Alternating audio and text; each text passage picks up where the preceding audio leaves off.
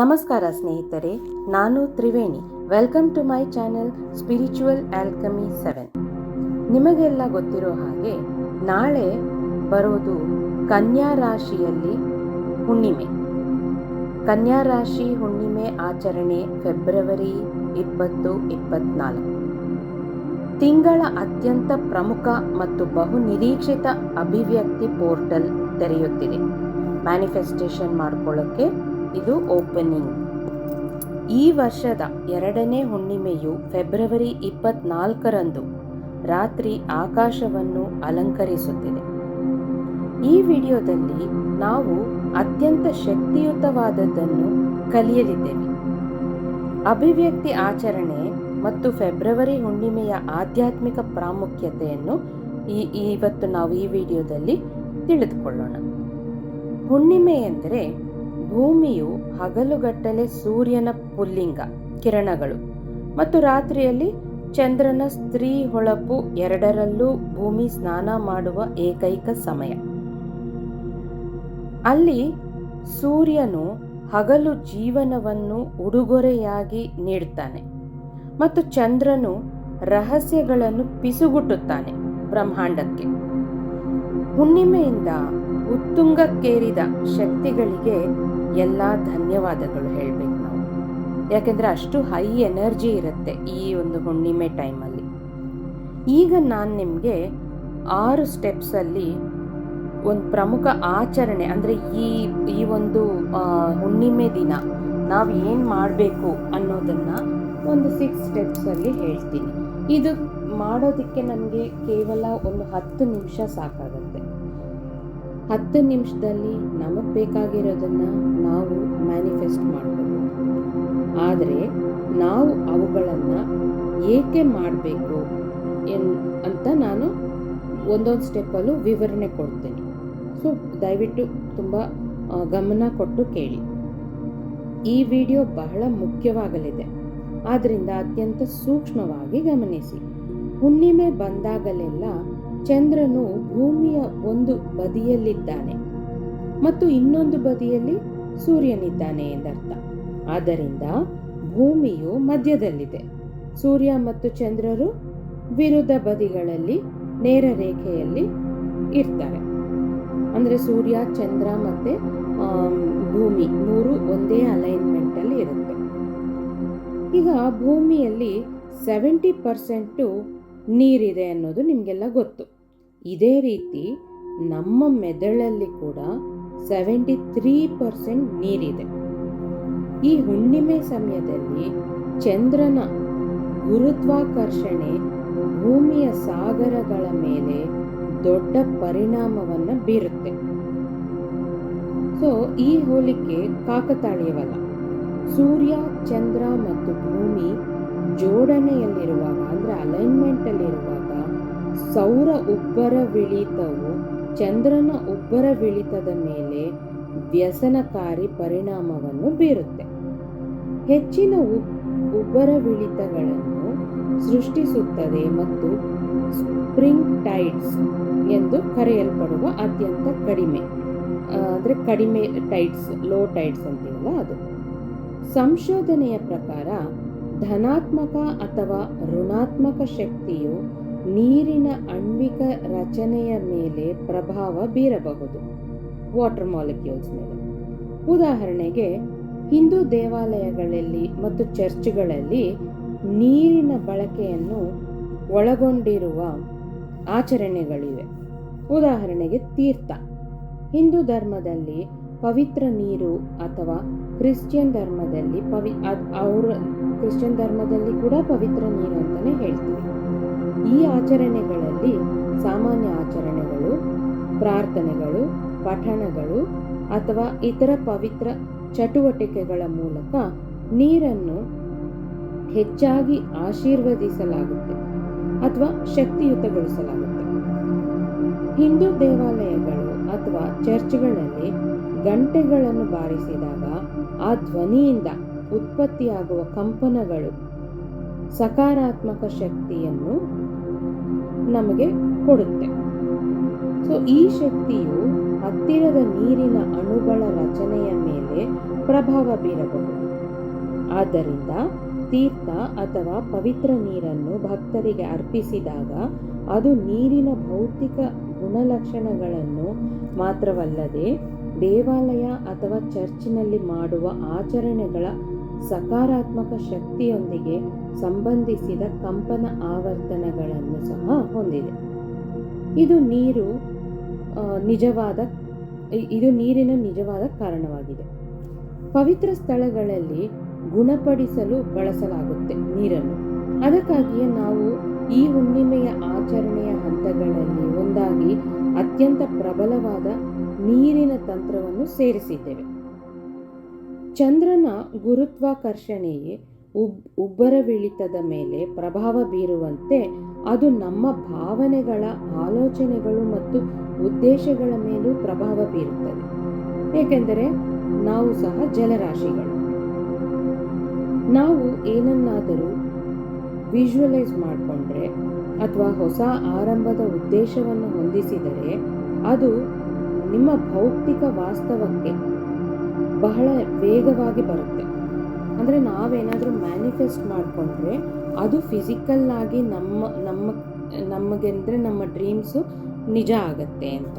ನೀವು ಯಾವುದೇ ಭಾವನೆಯಲ್ಲಿದ್ದರೂ ಅದು ನಿಮ್ಮ ಭೌತಿಕ ವಾಸ್ತವದಲ್ಲಿ ವರ್ಧಿಸುತ್ತದೆ ಮತ್ತು ಪ್ರತಿಬಿಂಬಿಸುತ್ತದೆ. ಆದ್ದರಿಂದ ಯಾರಾದರೂ ಈಗಾಗಲೇ ನಿಜವಾಗಿಯೂ ಕೋಪಗೊಂಡಿದ್ದರೆ ಅಥವಾ ಅಸಮಾಧಾನಗೊಂಡಿದ್ದರೆ ಅವರು ಹುಣ್ಣಿಮೆಯ ಸಮಯದಲ್ಲಿ ಇನ್ನಷ್ಟು ತೀವ್ರವಾಗಿ ವರ್ತಿಸಬಹುದು. ನಾವು ಸಾಮಾನ್ಯವಾಗಿ ನೋಡಿರ್ತೀವಿ, ಕೆಲವು ಜನ ಹುಣ್ಣಿಮೆ ಟೈಮಲ್ಲಿ ತುಂಬ ಅವರ ಕೋಪ ತುಂಬ ಅತಿರೇಕಕ್ಕೆ ಹೋಗಿರುತ್ತೆ, ಇಲ್ಲ ತುಂಬ ಒಂಥರ ಸ್ಯಾಡ್ನೆಸ್ ಜಾಸ್ತಿಯಾಗಿ ಡಿಪ್ರೆಷನ್ ಹೋಗೋ ಸಾಧ್ಯತೆಗಳಿರುತ್ತೆ. ಅದು ಪ್ರತಿ ತಿಂಗಳು ಹುಣ್ಣಿಮೆ ಟೈಮಲ್ಲೇ ನಡೆಯುತ್ತೆ. ಅದಕ್ಕೆ ಇದೇ ಕಾರಣ. ಸೊ ಆದ್ದರಿಂದ ಈಗ ನಾವು ನೆಕ್ಸ್ಟು ಈಗ ಶಕ್ತಿಯುತ ಹುಣ್ಣಿಮೆಯ ಅಭಿವ್ಯಕ್ತಿ ಮ್ಯಾನಿಫೆಸ್ಟೇಷನ್ಗೆ ಏನು ಮಾಡಬೇಕು ಅಂದರೆ, ಈಗ ನಾನೊಂದು 6 ಸ್ಟೆಪ್ಸಲ್ಲಿ ಹೇಳ್ತೀನಿ.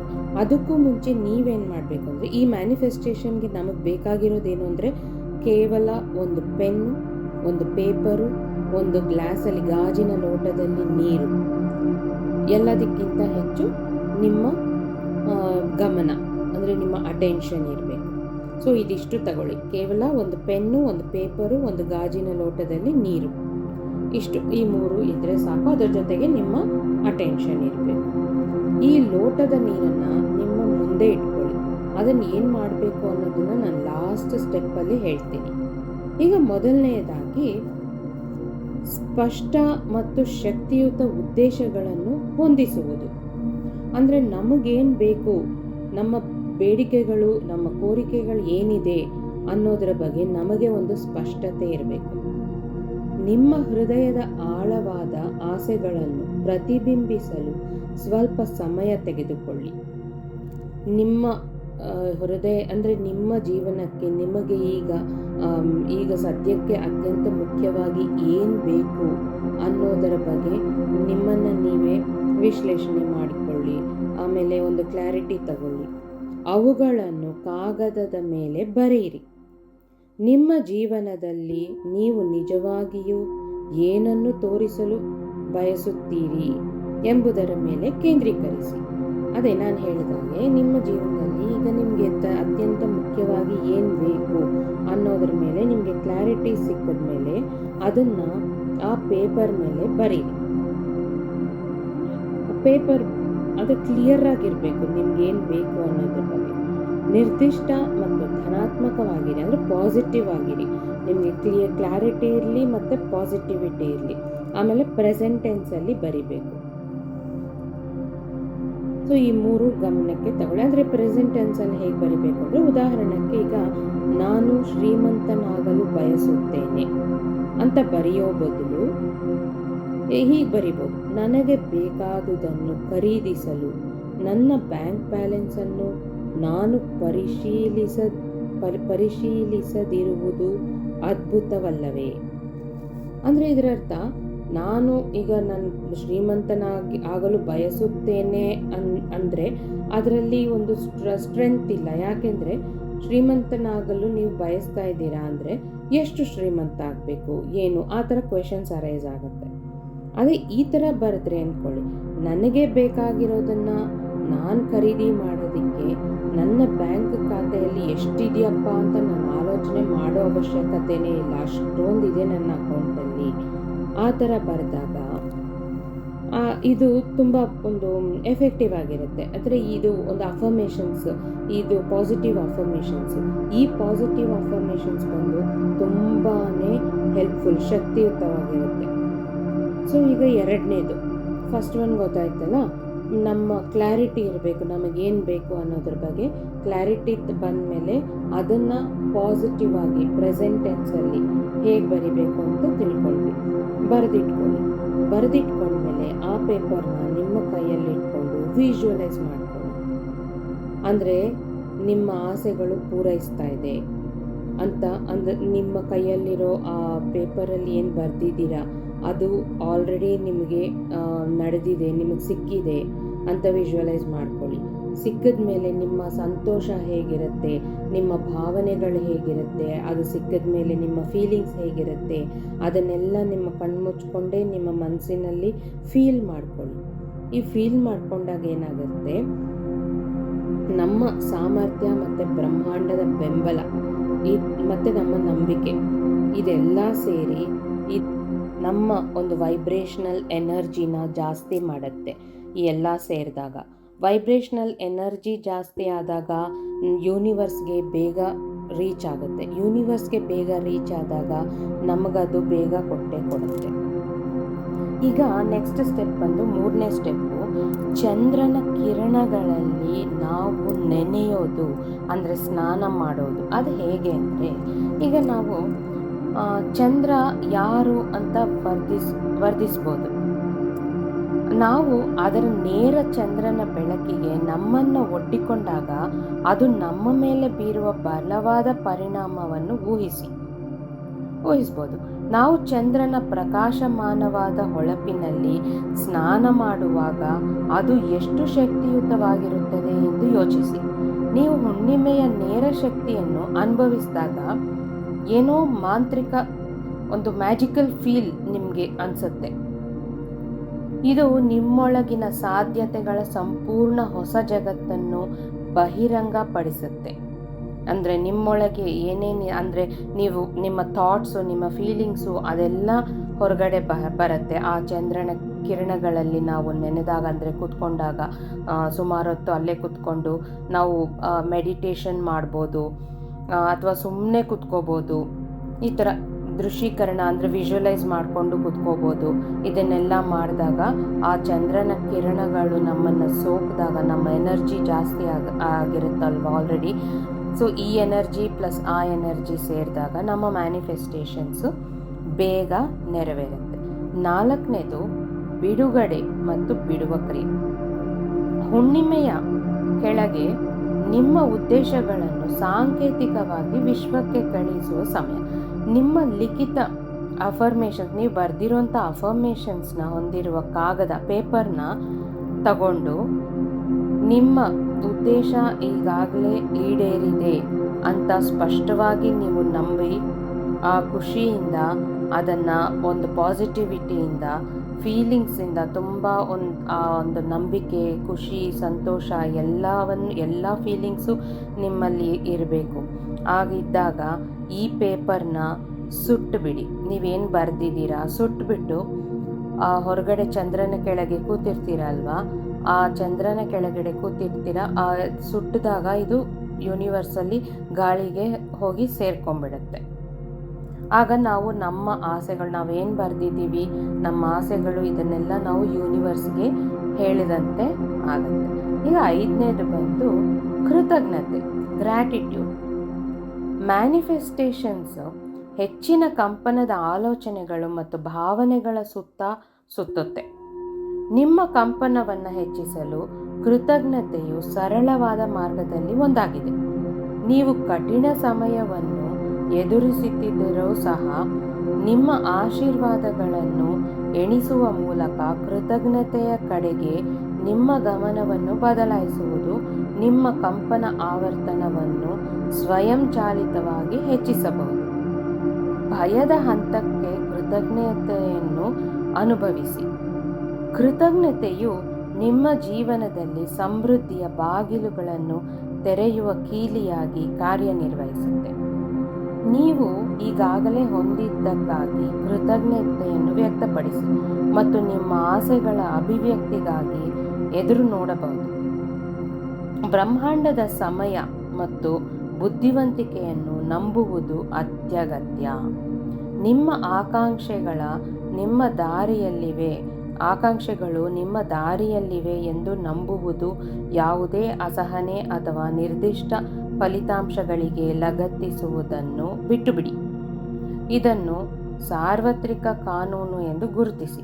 ಕೃತಜ್ಞತೆ ಒಂದು ಆಕರ್ಷಕ ಭಾವನೆಯಾಗಿದೆ, ಏಕೆಂದರೆ ಅದರ ಸಾರವು ಏನಾದರೂ ಅದ್ಭುತವಾಗಿದೆ ಅಥವಾ ನಡೆಯುತ್ತಿದೆ ಎಂದು ಒಪ್ಪಿಕೊಳ್ಳುವುದರಲ್ಲಿ ಇರುತ್ತೆ. ಈಗ ಲಾಸ್ಟ್ ಪಾಯಿಂಟ್, 6ನೇದು. ಸೊ ಈಗ ನಾವೇನೇನು ಮಾಡಿದ್ವಿ, ಫಸ್ಟ್ ಪಾಯಿಂಟ್ ಬಂದು ಒಂದು ಪೇಪರಲ್ಲಿ ನಮ್ಮ ಮ್ಯಾನಿಫೆಸ್ಟೇಷನ್ಸ್ನ ಬರ್ಕೊಂಡ್ವಿ, ಅಫರ್ಮೇಷನ್ಸ್ನ. 2ನೇದು ವಿಜುವಲೈಸ್ ಮಾಡ್ಕೊಂಡ್ವಿ, ಅದೆಲ್ಲ ನಮಗೆ ಆಲ್ರೆಡಿ ನೆರವೇರಿದಂತೆ ನಮ್ಮ ಕೈಗೆ ಸಿಕ್ಕಂತೆ. 3ನೇದು ಆ ಪೇಪರ್ನ ನಾವು ಸೂರ್ಯನ ಕಿರಣಗಳಲ್ಲಿ ಕೂತ್ಕೊಂಡು ಧ್ಯಾನ ಮಾಡಿ ನಮ್ಮ ಫೀಲಿಂಗ್ಸಿಂದ ಅದನ್ನು ಸುಟ್ಟು ಯೂನಿವರ್ಸ್ಗೆ ಅರ್ಪಿಸಿದ ಮೇಲೆ 4ನೇದು ಬಿಡುಗಡೆ, ಅಂದರೆ ಸುಟ್ಟಿ ನಾವು ಅದನ್ನು ಬಿಡುಗಡೆ ಮಾಡಿಬಿಟ್ಟಿದ್ದೀವಿ. ನಮ್ಮ ಒಳಗಡೆ ಇರುವಂಥ ಇಂಟೆನ್ಷನ್ಸ್ನ ನಾವು ಯೂನಿವರ್ಸ್ಗೆ ಬಿಡುಗಡೆ ಮಾಡಿದ್ದೀವಿ. 5ನೇದು ನಮಗೆ ಆಲ್ರೆಡಿ ನಾವು ಅಂದ್ಕೊಂಡಿದ್ದು ನಮಗೆ ಸಿಕ್ಕಂತೆ ನಾವು ಕೃತಜ್ಞತೆ ಸಲ್ಲಿಸಬೇಕು ಯೂನಿವರ್ಸ್ಗೆ ಅಥವಾ ನಾವು ನಂಬಿರುವಂಥ ದೈವಕ್ಕೆ. ಇಷ್ಟು ಆಯಿತು. ಈಗ ಲಾಸ್ಟ್ 6ನೇದು ತುಂಬ ಚೆನ್ನಾಗಿದೆ, ಕೇಳಿ. ಆರಂಭಿಕ ಹಂತವನ್ನು ಪ್ರಾರಂಭಿಸುವ ಮೊದಲು ನಿಮ್ಮ ಮುಂದೆ ಇರಿಸಿದ ಒಂದು ಲೋಟ ನೀರನ್ನು ಸೇವಿಸುವುದು. ಸ್ಟಾರ್ಟಿಂಗ್ ನಾನು ಹೇಳಿದ್ನಲ್ಲ, ಒಂದು ಗಾಜಿನ ಲೋಟದಲ್ಲಿ ನೀರನ್ನು ನಿಮ್ಮ ಮುಂದೆ ಇಡಿ ಅಂತ. ನೀರು ನಮ್ಮ ಆಲೋಚನೆಗಳು ಮತ್ತು ಭಾವನೆಗಳ ಶಕ್ತಿಯನ್ನು ಹೀರಿಕೊಳ್ಳುವ ಸಾಮರ್ಥ್ಯವನ್ನು ಹೊಂದಿದೆ. ಆದ್ದರಿಂದ ಈ ಆಚರಣೆಯ ಸಮಯದಲ್ಲಿ ನೀವು ಆ ಎಲ್ಲ ಸಕಾರಾತ್ಮಕ ಕಂಪನಗಳು ಮತ್ತು ಭಾವನೆಗಳನ್ನು ಅನುಭವಿಸಿದಾಗ ನಿಮ್ಮ ಮುಂದೆ ಕುಳಿತುಕೊಳ್ಳುವ ನೀರು ಸ್ಪಂಜಿನಂತೆ, ಅಂದರೆ ನಮ್ಮ ಫೀಲಿಂಗ್ಸ್ನ, ನಮ್ಮ ಥಾಟ್ಸ್ನ ಎಲ್ಲ ಸ್ಪಾಂಜ್ ಹೇಗೆ ನೀರನ್ನು ಹೀರ್ಕೊಳ್ಳುತ್ತೆ, ಅದೇ ರೀತಿ ನಮ್ಮ ಮುಂದೆ ಇರುವಂಥ ನೀರು ನಮ್ಮೊಳಗಿರುವಂಥ ಫೀಲಿಂಗ್ಸು ಮತ್ತು ಥಾಟ್ಸ್ನ ಹೀರ್ಕೊಳ್ಳುತ್ತೆ. ಅದೇ ಸಮಯದಲ್ಲಿ ಚಂದ್ರನಿಂದ ಬರುವಂತಹ ಆ ಪವರ್ಫುಲ್ ಎನರ್ಜಿನ ಕೂಡ ಹೀರ್ಕೊಳ್ಳುತ್ತೆ. ಸೊ ಇದರಲ್ಲಿ ಈ ನೀರಲ್ಲಿ ಏನಾಗಿದೆ, ಈಗ ಡಬಲ್ ಎನರ್ಜಿ ಬಂದು ಸೇರಿಕೊಂಡಿದೆ. ನಮ್ಮ ಒಳಗೆ ಇರುವಂಥ ಒಂದು ಫೀಲಿಂಗ್ಸು ಮತ್ತು ಥಾಟ್ ಪ್ರಾಸೆಸ್ಸು ಸೇರಿಕೊಂಡಿದೆ. ಚಂದ್ರನಲ್ಲಿರುವಂಥ ಒಂದು ಎನರ್ಜಿ ಕೂಡ ಸೇರಿಕೊಂಡಿದೆ. ಸೊ ಈ ನೀರನ್ನು ನಾವು ಸೇವಿಸಿದಾಗ, ನಾವು ಕುಡಿದಾಗ, ಸೊ ನಮ್ಮಲ್ಲಿ ಆ ಎನರ್ಜಿ ತುಂಬಿಕೊಳ್ಳುತ್ತೆ ನಮ್ಮ ದೇಹದಲ್ಲಿ. ಈ ಎನರ್ಜಿ ತುಂಬಿಕೊಂಡಾಗ ನಾವು ಏನು ಅಂದ್ಕೊಂಡಿದ್ದೀವೋ ಅದನ್ನು ಮಾಡೋಕ್ಕೆ ಶುರು ಮಾಡಿದಾಗ ಆದಷ್ಟು ಬೇಗ ಖಂಡಿತ ನಮ್ಮ ಉದ್ದೇಶಗಳು, ನಮ್ಮ ಆಸೆಗಳು ನೆರವೇರುತ್ತೆ. ಚೆನ್ನಾಗಿದೆ ಅಲ್ವಾ? ನೀವು ಹುಣ್ಣಿಮೆಯ ಆಚರಣೆನ ಹುಣ್ಣಿಮೆಯ ರಾತ್ರಿಯಲ್ಲಿ ಮಾತ್ರ ಅಲ್ಲ, ಮೊದಲು ಮತ್ತು ನಂತರ ಹುಣ್ಣಿಮೆ ರಾತ್ರಿ ಆದ ನಂತರ ಎರಡು ರಾತ್ರಿಗಳಲ್ಲಿ ನಾಳೆ ಏನಾದರೂ ಮಿಸ್ ಆಯಿತು ಅಂದರೂ ನಾಡಿದ್ದು ಆಚೆ ನಾಡಿದ್ದು ಕೂಡ ಮಾಡಬಹುದು. ನೀವು ಆಚರಣೆಯನ್ನು ಪೂರ್ಣಗೊಳಿಸಿದ ನಂತರ ನಿಮ್ಮ ಗುರಿಗಳತ್ತ ಸಕ್ರಿಯವಾಗಿ ಕೆಲಸ ಮಾಡುವಾಗ ನೀವು ನಿಮ್ಮ ನಿಯಮಿತ ಚಟುವಟಿಕೆಗಳಿಗೆ ಹಿಂತಿರುಗಬಹುದು. ಹುಣ್ಣಿಮೆಗಳ ಬಲವಾದ ಶಕ್ತಿಯು ನಿಮ್ಮ ಉದ್ದೇಶಗಳನ್ನು ಹೆಚ್ಚಿಸುತ್ತದೆ. ಅವುಗಳನ್ನು ವಿಶ್ವವನ್ನು ವೇಗವಾಗಿ ತಲುಪುವಂತೆ ಮಾಡುತ್ತದೆ. ನಿಮ್ಮ ಗುರಿಗಳು ನನಸಾಗುವುದನ್ನು ನೋಡಿ ನಿಮಗೆ ಆಶ್ಚರ್ಯವಾಗಬಹುದು. ಹುಣ್ಣಿಮೆಯು ನಿಮ್ಮ ಭಾವನೆಗಳನ್ನು ಮತ್ತು ಶಕ್ತಿಯನ್ನು ಬಲಪಡಿಸುತ್ತದೆ ಎಂಬುದನ್ನು ನೆನಪಿಡಿ. ಸಕಾರಾತ್ಮಕತೆಯಿಂದ ನಿಮ್ಮನ್ನು ಸುತ್ತುವರೆದಿರಿ. ನಿಮಗೆ ಸಂತೋಷವನ್ನುಂಟು ಮಾಡುವ ಕೆಲಸಗಳನ್ನು ಮಾಡಿ ಮತ್ತು ನಿಮಗೆ ಒಳ್ಳೆಯದನ್ನು ಮಾಡುವ ಜನರೊಂದಿಗೆ ಸಮಯ ಕಳೆಯಿರಿ. ನೀವು ಸಕಾರಾತ್ಮಕವಾಗಿರುವಾಗ ನಿಮ್ಮ ಗುರಿಗಳನ್ನು ನೀವು ಸ್ಪಷ್ಟವಾಗಿ ವ್ಯಾಖ್ಯಾನಿಸಿದಾಗ ಮತ್ತು ಈ ಸಮಯದಲ್ಲಿ ಅವುಗಳನ್ನು ಬ್ರಹ್ಮಾಂಡದೊಂದಿಗೆ ಹಂಚಿಕೊಂಡಾಗ ನಿಮ್ಮ ಗುರಿಗಳು ವೇಗವಾಗಿ ಪ್ರಗತಿ ಹೊಂದಬಹುದು. ಅದು ನಿಮ್ಮ ಕನಸುಗಳನ್ನು ನನಸಾಗಿಸಲು ಸಹಾಯ ಮಾಡುವ ಬ್ರಹ್ಮಾಂಡದ ಶಕ್ತಿಗಳೊಂದಿಗೆ ನೀವು ಸಂಪರ್ಕ ಹೊಂದುತ್ತಿರುವಂತೆಯೇ ಇರುತ್ತೆ. ಆದ್ದರಿಂದ ನಿಮಗೆ ನಿಜವಾಗಿಯೂ ಏನು ಬೇಕು ಅಂತ ಯೋಚಿಸಿ ಸ್ವಲ್ಪ ಸಮಯ ತೆಗೆದುಕೊಳ್ಳಿ ಯೋಚಿಸೋದಕ್ಕೆ. ಬ್ರಹ್ಮಾಂಡದೊಂದಿಗೆ ಸಂಪರ್ಕ ಸಾಧಿಸಿ ಮತ್ತು ಒಳ್ಳೆಯದು ಸಂಭವಿಸುತ್ತೆ ನಿಮಗೆ ಅಂತ ನಂಬ್ರಿ. ಆಚರಣೆಯ ನಂತರ ನಿಮ್ಮ ಸಾಮಾನ್ಯ ದಿನಚರಿಯ ಬಗ್ಗೆ ಹೋಗಿ ಆದರೆ ನಿಮ್ಮ ಗುರಿಗಳ ಮೇಲೆ ಕೇಂದ್ರೀಕರಿಸಿ ಮತ್ತು ಅವುಗಳನ್ನು ಮಾಡಲು ಕ್ರಮವನ್ನು ತೆಗೆದುಕೊಂಡು ಹುಣ್ಣಿಮೆಯು ನಿಜವಾಗಿಯೂ ವ್ಯತ್ಯಾಸವನ್ನುಂಟು ಮಾಡುತ್ತೆ. ಆದ್ದರಿಂದ ನಿಮ್ಮ ಕನಸುಗಳನ್ನು ನನಸಾಗಿಸಲು ನೀವು ಕೆಲಸ ಮಾಡುವಾಗ ಯೋಚಿಸಿ, ನಿಮ್ಮ ಉದ್ದೇಶಗಳನ್ನು ಹೊಂದಿಸಿ ಮತ್ತು ನಿಮ್ಮನ್ನು ನಂಬಲು ಈ ವಿಶೇಷ ಸಮಯವನ್ನು ಬಳಸಿ. ಇಲ್ಲಿವರೆಗೂ ನನ್ನ ಮಾತುಗಳನ್ನು ಕೇಳಿದ್ದಕ್ಕೆ